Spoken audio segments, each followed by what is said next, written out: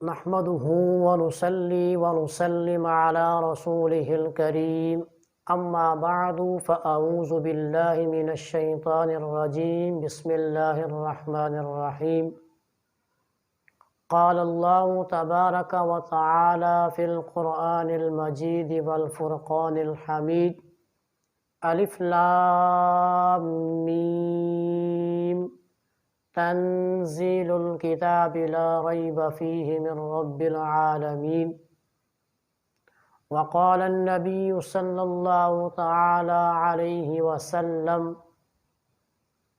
خيركم من تعلم القرآن وعلمه أو كما قال عليه الصلاة والسلام۔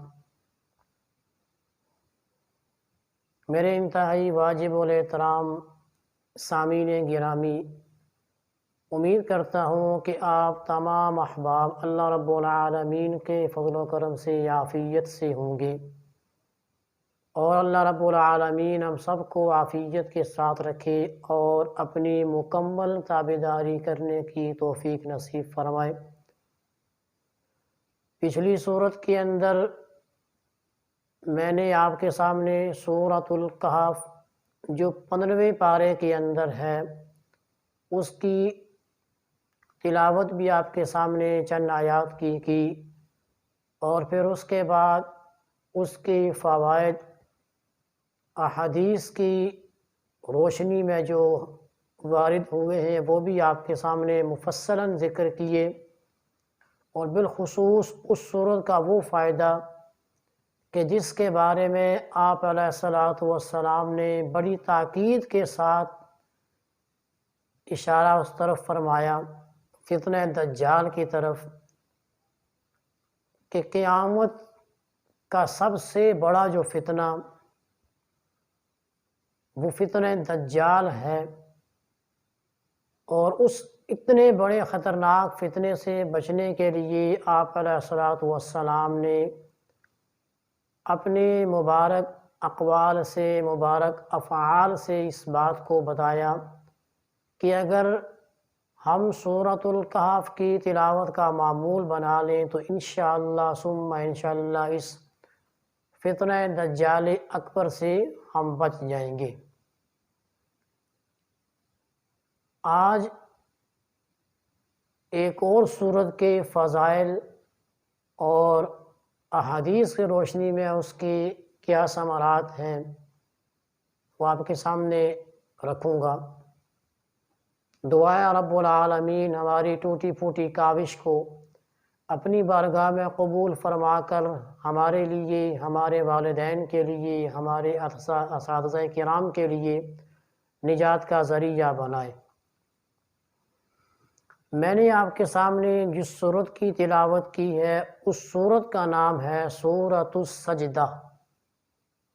سورۃ السجدہ یہ سورت کا نام ہے، اور 30 آیات پر یہ سورت مشتمل ہے، 30 آیات، اور 3 رکوع اس سورت کے اندر ہے۔ یہ سورت مکہ کے اندر نازل ہوئی، اس کا نزول مکہ کے اندر ہوا۔ 2 آیات کی تلاوت تو میں نے آپ کے سامنے کی، اب ان کی جو حدیث کی روح سے جو احادیث کے اندر اس سورت کے فوائد آئے ہیں وہ آپ کے سامنے رکھوں گا۔ آپ حضرات سے بھی یہی گزارش ہے کہ ویڈیو کو مکمل سنیں اور اس کے فائدے کو حاصل کرنے کی بھرپور کوشش کریں۔ قرآن کریم اللہ رب العالمین کی وہ کتاب ہے کہ اگر کوئی لاعلاج مریض اس کی تلاوت شروع کرے، بشرطے کہ یقین کے ساتھ تلاوت کرے، تو وہ لاعلاج مریض بھی صحت یاب ہو جاتا ہے۔ اگر کوئی دکھوں کا مارا ہوا انسان اس کلام مقدس کو اپنے سینے سے لگا کر مضبوطی سے پکڑ لے اور اپنے عمل میں اس کو لے آئے تو وہ دکھوں کا مارا ہوا انسان دکھوں سے نجات پا لیتا ہے۔ مطلب یہ ہے کہ یہ کتاب اتنی زبردست طاقت والی ہے کہ جو بھی اس کے ساتھ جڑا اور جڑتا چلا گیا اپنی شب و روز کی زندگی کو اس کے مطابق ڈالتا چلا گیا، تو پھر وقت نے دیکھا کہ دنیا نے ان کے پاؤں چومے، دنیا پر ان لوگوں نے حکمرانی کی، اور تا قیامت ان کا نام چلتا رہے گا۔ تو بہرحال ہم چلتے ہیں آج کی دوسری ویڈیو فضائل سورت کے حوالے سے، سورۃ الکہف کے بعد سورۃ السجدہ کی۔ حضور نبی کریم صلی اللہ تعالی علیہ وسلم کے معمول کے اندر بھی یہ بات ملنے کو آتی ہے کہ اللہ رب العالمین کے پیارے محبوب جناب محمد الرسول اللہ صلی اللہ تعالی علیہ وسلم نے اس سورت کی باکثرت تلاوت کی ہے، کثرت کے ساتھ اس سورت کو اپنے معمول میں لایا ہے۔ 3 احادیث آپ کے سامنے ذکر کروں گا کہ 3 احادیث میں اس سورت کے کیا فضائل ہیں۔ حدیث نمبر 1، حضرت جابر رضی اللہ تعالی عنہ سے مروی ہے کہ حضور نبی کریم صلی اللہ تعالی علیہ وسلم سورۃ السجدہ اور سورۃ الملک، 2 صورتیں، سورۃ السجدہ اور سورۃ الملک، جب تک آپ علیہ الصلوۃ والسلام ان 2 صورتوں کی تلاوت نہیں فرما لیتے تھے تب تک اللہ کے نبی سویا نہیں کرتے تھے، آرام نہیں فرماتے تھے۔ ایک تو اس چیز سے ہمیں سمجھ جانا چاہیے کہ اس صورت میں کوئی کمال تو ہے، تبھی اللہ کے نبی نے اس کو پابندی کے ساتھ اپنے معمول میں لایا اور لا کر امت کو درس دیا کہ آپ بھی سونے سے پہلے ان 2 صورتوں کی لازماً تلاوت کیا کریں۔ دوسری صورت احادیث کی روح سے جو دوسری اس کی فضیلت آئی ہے سورۃ السجدہ کی، وہ حدیث حضرت ابن عمر رضی اللہ تعالی عنہ سے روایت ہے کہ جو سورۃ السجدہ اور سورۃ الملک، وہی جو اوپر میں نے ذکر کی، مغرب اور عشاء کے درمیان پڑے گا۔ اوپر کی حدیث میں یہ وقت کا تعین نہیں ہے، اس حدیث میں وقت کا تعین بھی ہے، مغرب اور عشاء کے درمیان۔ تو پھر وہ تلاوت کرنے والا جو ہوگا اسے کیا اس پر انعام ملے گا؟ نمبر 1، یہ اس کا پڑھنا اتنا بڑا ثواب کا کام ہے کہ گویا کہ وہ لیلۃ القدر میں اس نے قیام کیا۔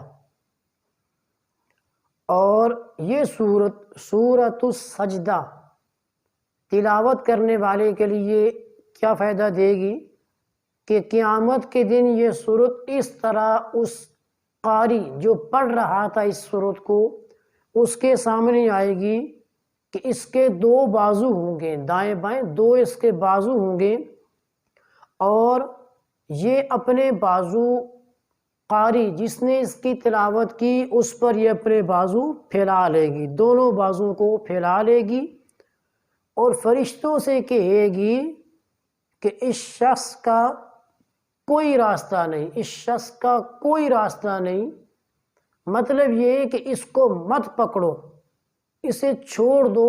یہ سورت کے الفاظ ہیں حدیث کے اندر کہ سورت کہے گی اس شخص کا کوئی راستہ نہیں، اس شخص کا کوئی راستہ نہیں، کہ اس کو چھوڑ دو، اس کو چھوڑ دو۔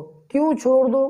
وجہ کہ الف لام میم سجدہ اور تبارک الذی دیگر صورتوں سے 60 گنا زیادہ ثواب رکھتی ہے۔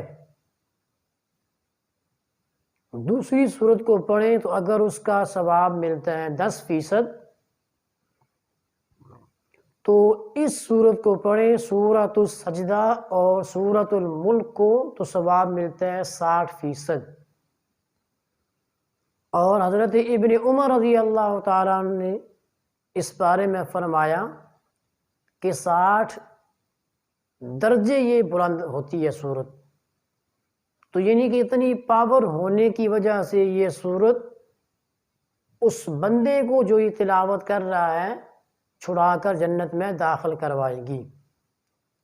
تیسری حدیث، اور انشاءاللہ اس کے بعد پھر اس کے جو موجودہ معاشی، گھریلو، کاروباری، گھر کے باہر کے بازار کے جو مسائل ہیں اس پر بھی یہ صورت مشتمل ہے. وہ فائدے بھی آپ کے سامنے رکھیں گے کہ اگر آپ میں سے کوئی ان پریشانیوں میں گرا ہے تو اس کو اپنے معمول میں لا کر وہ پریشانی بھی اللہ رب العالمین سے حل کروا سکتے ہیں. تو بہرحال تیسری حدیث کے اندر حضرت ابو ہریرہ رضی اللہ تعالی عنہ سے روایت ہے کہ حضور نبی کریم صلی اللہ تعالی علیہ وسلم جمعہ کے دن نماز فجر میں سورۃ السجدہ پڑھا کرتے تھے.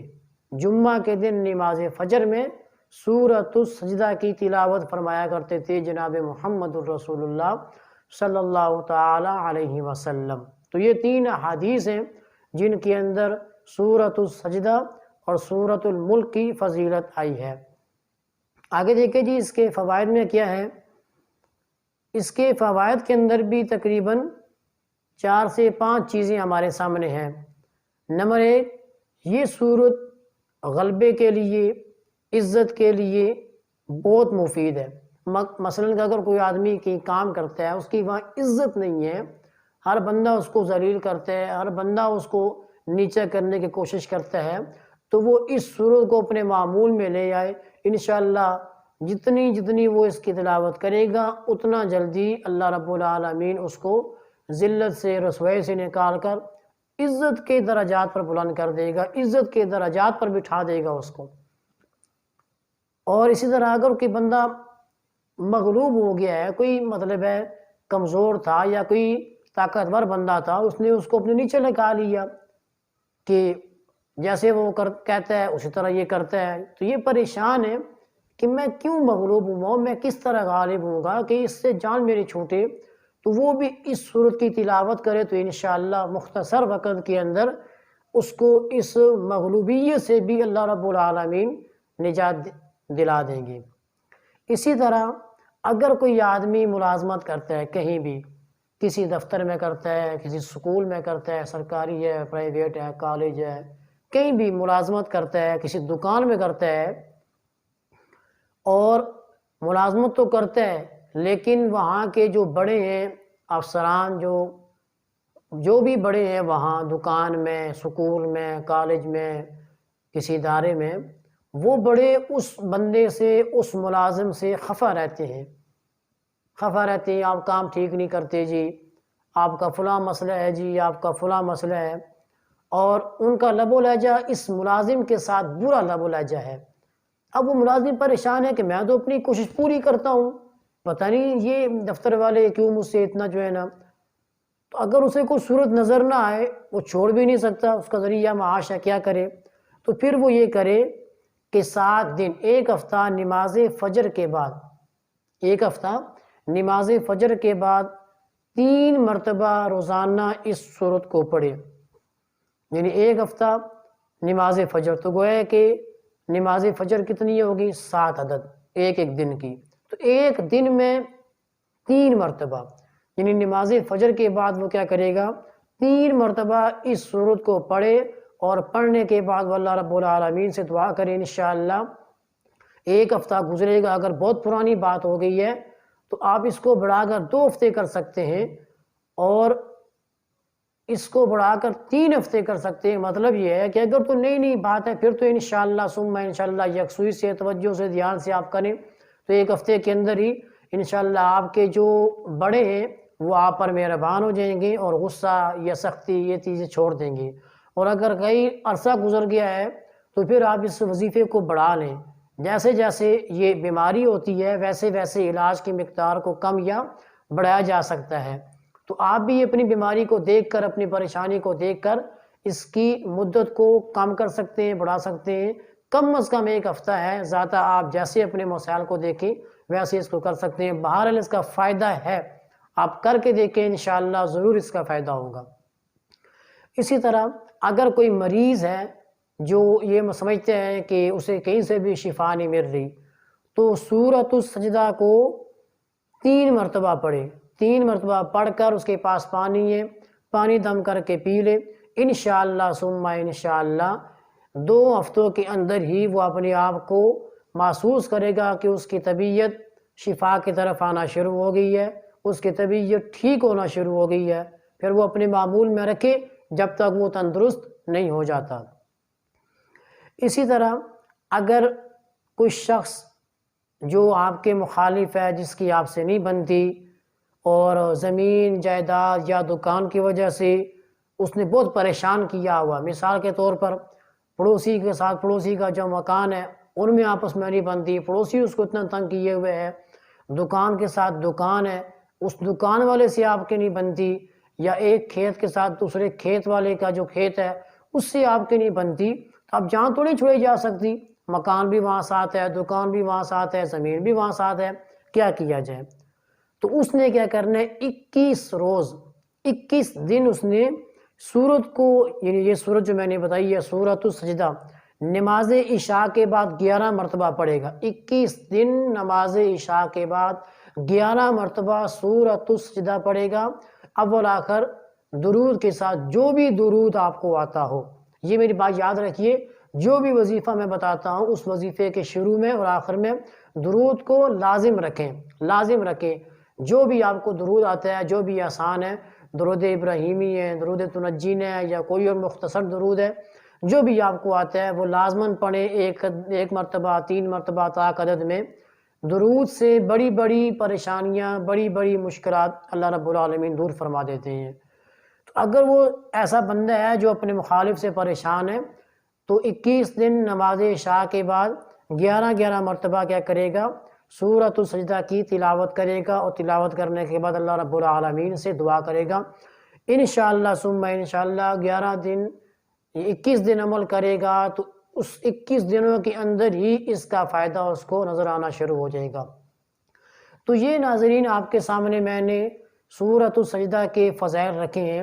حدیث کے اندر تو 2 صورتوں کا ذکر ہوا، سورۃ الملک کا بھی، مگر ہم نے اس ویڈیو کے اندر سورۃ الملک کے فوائد حدیث کی روشنی میں، اور اس کے جو دنیاوی، گھریلو یا باہر کے یا صحت کے حوالے سے جو فوائد ہیں وہ آپ کے سامنے ذکر نہیں کی۔ انشاءاللہ وہ آنے والی ویڈیو کے اندر کوشش کریں گے کہ اس کے فائدے آپ تک پہنچائیں۔ تو کوشش کریں ان صورتوں کو اپنے معمول میں لائیں، اور ثواب کا ثواب بھی ہوگا، اور قرآن کا حق بھی ادا ہوتا رہے گا، اور سب سے بڑی بات ہے کہ ہمارا تعلق اللہ رب العالمین سے مضبوط ہوتا جائے گا۔ جب ہمارا تعلق اللہ رب العالمین سے مضبوط ہوگا تب تک ہماری مشکلات ختم ہوتی جائیں گی۔ اللہ تبارک و تعالیٰ سے دعا ہے کہ اللہ رب العالمین ہمیں قرآن کے ساتھ اپنی زندگی بسر کرنے کی توفیق عطا فرمائے۔ والسلام ورحمۃ اللہ وبرکاتہ۔